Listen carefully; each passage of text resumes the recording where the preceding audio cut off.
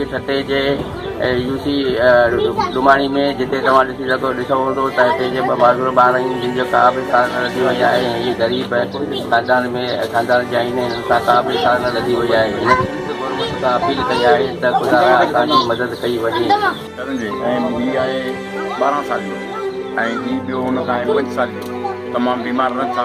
असीं ग़रीब मिस्किन माण्हू आहियूं, मज़दूरी कंदा आहियूं ऐं पंहिंजो गुज़र कंदा आहियूं। छा असीं हिन जी इलाज खे नथा पहुची सघूं।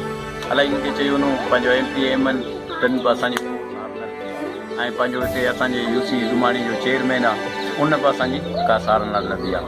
उन्हनि खे बि चई वञूं त बाबा असां सां माली मदद कई वञे जेका असीं उन्हनि जो माना इलाजु कराए सघूं। उहो कोन थियो आहे ऐं इन जे करे तव्हां आया आहियो, तव्हांखे ॿुधायूं था त असां सां जेका बि तव्हां खां पहुचे। राहेशी बगाड़ बोरी UC असांजी आहे, डुमाणी ॻोठ असांजो आहे, विलेज मोहम्मद यूसुफ शोरो। असां बसि इन जे बारे में ॻाल्हाईंदासीं त असां जेको सो बीमारियुनि में तमामु फाथल आहियूं।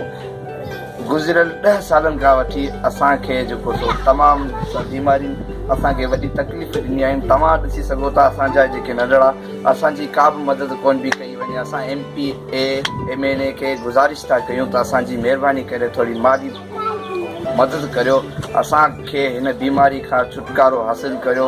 असां बसि मज़दूर माण्हू आहियूं, असां जेको कुझु कमायूं उहो खायूं। बक़ाया असां हिन बीमारी जो असां वटि एतिरा पैसा बि न आहिनि त असां हिन बीमारी खां जान छॾाए सघूं। असांजी बसि इहा ई गुज़ारिश आहे त महिरबानी करियो असां ते थोरो रहम करियो, असांखे महिरबानी करे असांखे जेको सो मुंहिंजो बचे जेका मुंहिंजो नालो अकरम आहे ऐं ॻाल्हि काफ़ी टेंशन जॾड़ा 12 सालनि जो अथई, हीअ 5 सालनि जो अथई। असांजो केरु माना हेल्प नथो करे ऐं केरु मदद थो करे। मूं बीमारी में इलाही दौड़ियो आहे, इलाही ख़र्चु कयो आहे, पर केरु बि असां सां मदद नथो करणु चाहे। MPM वारनि सां बि असां इलाही दानी कई आहे पर उहे बि नथा चाहियूं।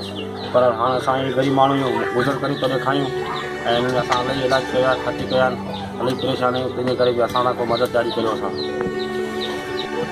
शोरो UC डुमाणी में गुज़िरियल 7-8 सालनि खां वठी हिन बीमारी में लोड़े रहिया आहिनि। हिननि जी केरु बि सार संभाल लहण वारो कोन्हे। हितां जा MPA चूंडियल MPA-MNA ऐं UC चेयरमैन ज़िले डिस्ट्रिक्ट मेंबर कंहिं बि हिन जी माली सहायता न आहे कई। छो जो हिन दौर में महांगाई जो दौर लॻो पिया, ग़रीब मिस्किन माण्हू 5 रुपया कमाइनि तॾहिं खाइनि, उहे पंहिंजे गुज़र में परेशान लॻा पिया आहिनि। तिन बचड़नि जी दवा दारू किथां करे सघंदा। तंहिं करे सिंध हुकूमत खे ऐं चूंडियल नुमाइंदनि खे इहा अपील था करियो त महिरबानी करे हिननि जी माली सहायता कई वञे। कैमरा टीम सां गॾु मलक मंदूर सोच खटो।